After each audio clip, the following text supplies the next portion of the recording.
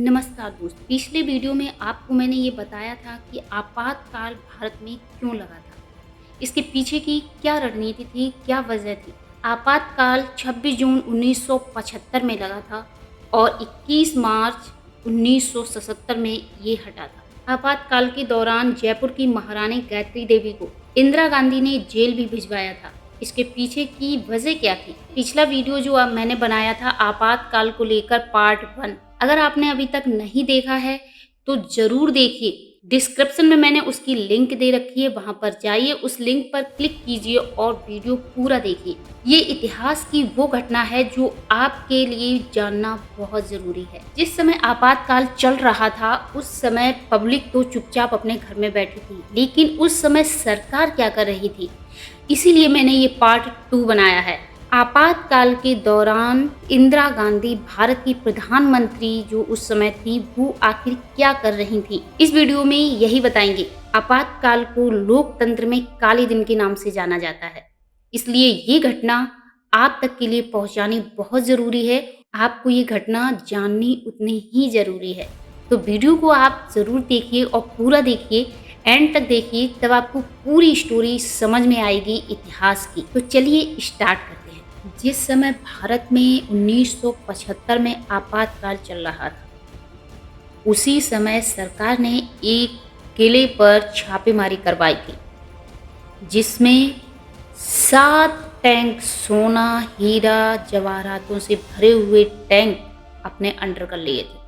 दोस्तों, आप सोच रहे होंगे कि हम किस किले की बात कर रहे हैं, बताएंगे। ये किला किसका था और इस किले में रखा खजाना वो किसका था, और सरकार ने इतना खजाना अपने अंडर में कर लिया तो सरकार इतना खजाना लेकर गई कहाँ। दोस्तों, इस वीडियो में सब कुछ आपको बताएंगे, बस बने रहिए एंड तक। दरअसल गाइस, बात 1975-1976 की है। देश में आपातकाल लगा हुआ था। उसी दौरान सरकार ने जयपुर राजघराने के महल पर छापेमारी करवा दी। सरकार ने सेना की मदद से लेकर खजाने की खोज में कुछ महीनों तक किले में खुदाई कराई।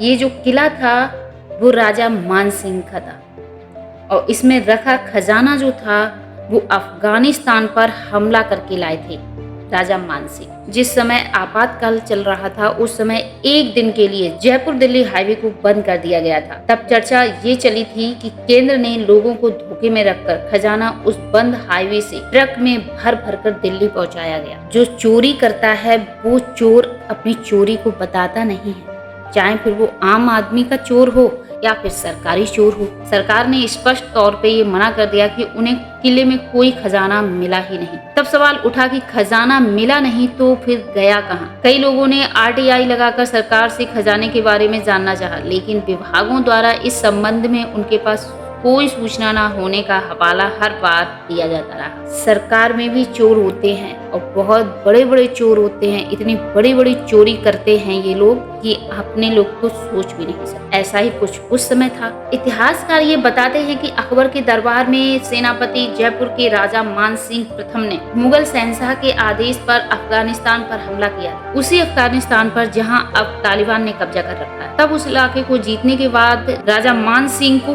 काफी धन दौलत मिली। उन्होंने इसे दिल्ली दरबार में सौंपने की बजाय अपने पास ही रख लिया। जयगढ़ किले के निर्माण के बाद कहा जाने लगा कि इसमें पानी के संरक्षण के लिए बनी विशालकाय टंकियों में सोना चांदी और हीरे जवाहरात छिपाकर रखे गए थे। जयगढ़ किले में खजाने की बात देश की आजादी मिलने के बाद भी अक्सर चर्चा में आती रही। इस वक्त जयपुर राजघराने के प्रतिनिधि राजा सवाई मानसिंह द्वितीय और उनकी पत्नी गायत्री देवी थी। स्वतंत्र पार्टी के सदस्य ये दोनों लोग कांग्रेस के बहुत बड़े विरोधी थे। गायत्री देवी 3 बार जयपुर से कांग्रेस के प्रत्याशी को हराकर लोकसभा सदस्य बन चुकी थी, इसलिए इस दौरान राजघराने के कांग्रेस पार्टी से संबंध काफी खराब चल रहे थे। ये वही गायत्री देवी की बात कर रहे हैं गाइस, जिन्हें इंदिरा गांधी ने आपातकाल में जेल पहुंचाया था। देश में आपातकाल लगा हुआ था, तब गायत्री देवी ने इसका काफी विरोध किया इंदिरा गांधी सरकार ने इसी वजह से आयकर विभाग की राजघराने की संपत्ति की जांच के आदेश दिए थे। 1976 में सरकार की इस कार्रवाई में सेना की एक टुकड़ी भी शामिल थी। इसे जयगढ़ किले में खजाना खोजने की जिम्मेदारी सौंपी थी। उस समय सेना ने 3 महीने तक जयगढ़ किले और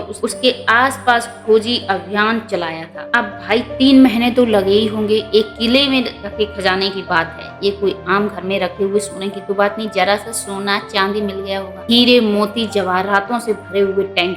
दोस्तों अब जरा ये सवाल उठता है कि इस खजाने का पता चला कैसे? तो चलिए बताते हैं। दरअसल जयगढ़ के पुराने किलेदार वंशज वाला बख्श के पास चमड़े के कुछ दस्तावेज थे और जयसिंह ख्वास के पास जयसिंह का लिखा एक बीजक था। उसकी मृत्यु के बाद उसके परिजनों ने सरकार द्वारा घोषित इंडियन ट्रेजर ट्रॉव एक्ट में खजाना बताने वाले को कुल संपत्ति के 2% भाग देने के लालच में सरकारी अफसरों को इस खजाने की सूचना दे दी गई थी। कहते हैं लालच वाकई में बहुत बुरी बला। राजा कृपाराम के पुत्र राव किस्तूर चंद के परिवार में इसी तरह के दस्तावेज जयपुर के आखिरी महाराजा सवाई भवानी सिंह को सौंप दिए थे, जिसमें लगभग वही कभी विवरण थे जो बालाबख्श के परिवार के पास पाई गई बीजकों में थे। इसके अलावा अरबी पुस्तक तिलिस्मात ए अम्बेरी में भी ये इसका उल्लेख है कि जयगढ़ किले में 7 टंकों के बीच हिफाजत से दौलत छुपाई गई। इन सभी बातों से सरकार के कान खड़े हो गए और प्रधानमंत्री इंदिरा गांधी ने इमरजेंसी के ही दौरान इमरजेंसी का फायदा उठाकर जयगढ़ किले में 5 महीने तक मिले बीजक के अनुसार इस खजाने के लिए खुदाई करवाई। भारत सरकार ने खजाना खोजने के लिए सेना की 37वीं इंजीनियर्स कोर को बुलाया और 5 महीने में खुदाई पूरी होने के बाद ये बता दिया